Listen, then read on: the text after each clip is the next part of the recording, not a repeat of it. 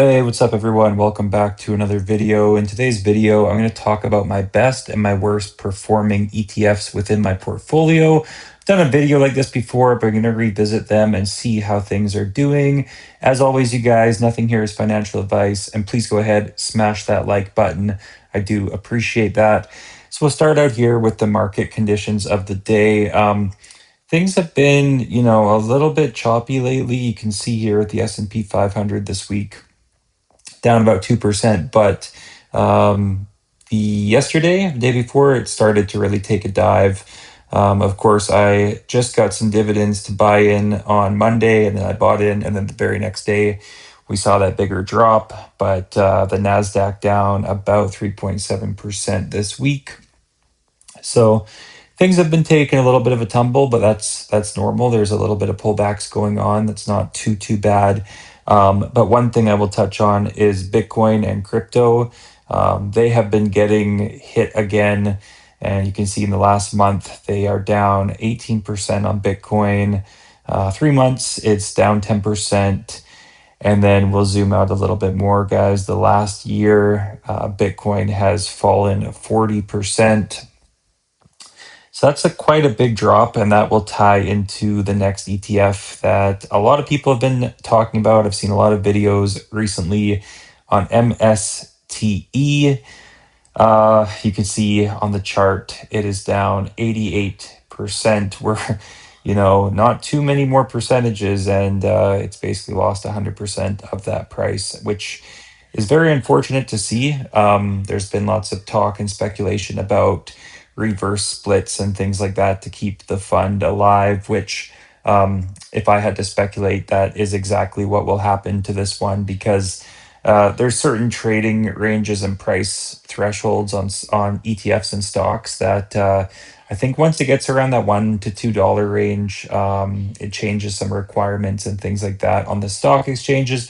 Don't quote me, you guys, but I think if you've been investing and stuff like that for a little while, you probably know there's not too many popular ETFs that are trading for $1 to $2. So even though this has a very high yield of 115% here on the stock chart, that price is just not going to be able to handle much more downward pressure. Now, as far as Bitcoin, I would love to see a recovery.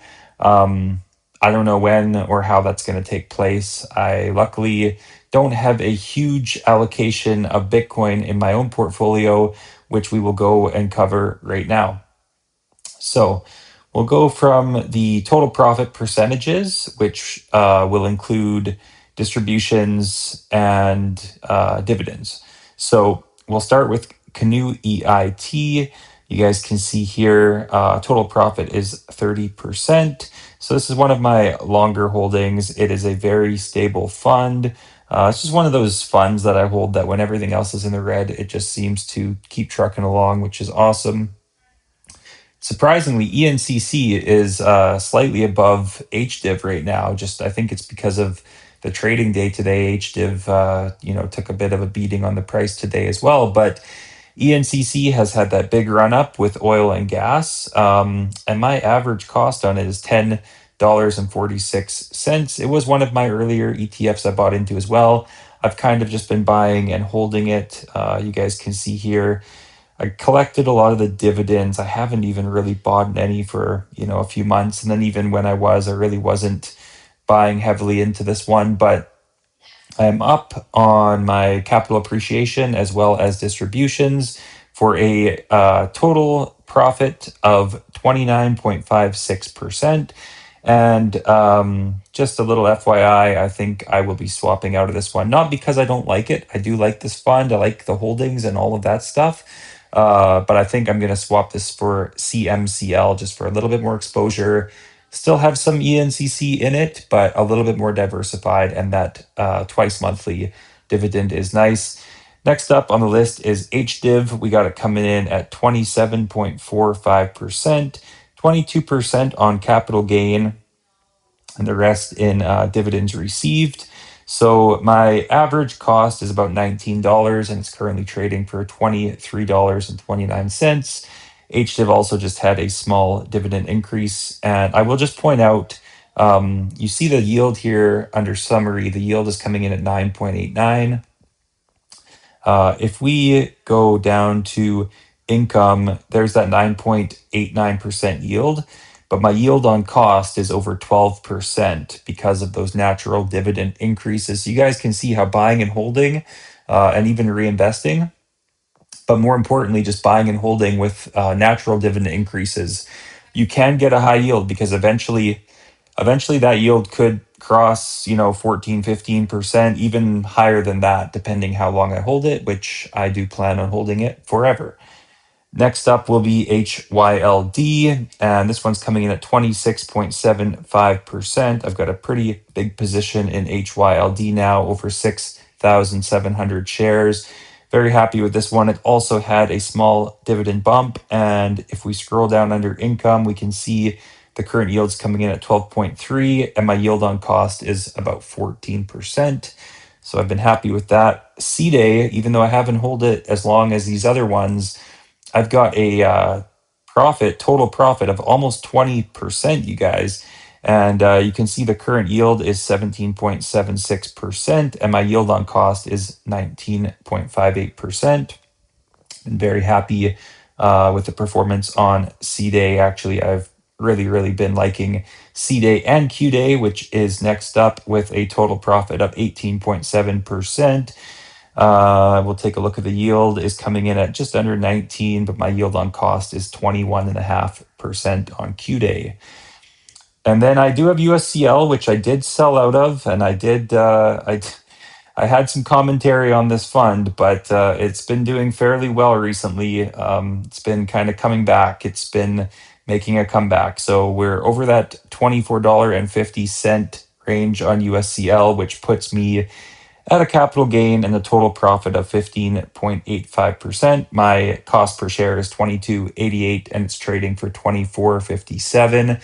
So even though I sold, quite a lot of USCL because it was my largest holding, I still have 2,254 shares of USCL. I think I'm going to hold on to those.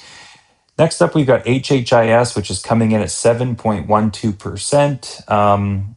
The share price has been getting beat up a little bit, like we talked about crypto and MSTE, which is within HHIS and some of the other stocks that it holds related to crypto. But you guys can see, even though my capital gain is down about 11,900, I have received over $20,000 in dividends, and I will be getting another dividend payment in about a week. So I'm still in the green technically on HHIS because of all those distributions that it's paid out. And finally, you guys, like we talked about at the beginning of the video, Bitcoin, I hold the Global X BCCC, the Global X Bitcoin covered call ETF, showing a yield of about 33%. You can see my total profit is down negative 31%. Now, luckily, you guys, I only bought 234.9 shares.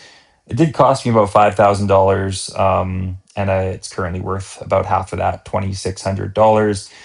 The really unfortunate part about this one is I do hold it in my TFSA account, so I can't even take the loss and sell it.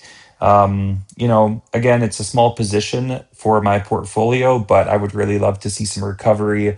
I think at this point, if it recovers, I'm probably going to jump out of this one. I don't really want to be too much invested in Bitcoin. I feel like there's enough Bitcoin exposure with some of the stocks in HHIS and stuff like that. But that's basically the commentary on BCC, you guys. What else can I say? We're down 37%. I'm just happy I didn't buy more into this one because I would be hurting right now. But as you guys can see, everything is in the green. All of these ETFs and funds have been performing very well, keeping up with the market, stuff like that. And then, of course, the longer you hold them, the more time you give yourself to get that price appreciation, long-term growth, and collect those dividends, which will put you in the green on your investments. Anyways, you guys, I hope everyone out there is having a great week. Hopefully the market can come back alive later on this week and we can turn some things green again. And yeah, Bitcoin, get your stuff together because we want you to come back to life and we want MSTE to hopefully take a turn back for the better, because that would also help with HHIS. Because who knows if they reverse split, how would that affect HHIS? I really don't know. Anyways, you guys, hope everyone's having a great week, and thanks for watching. I'll catch you guys in the next video.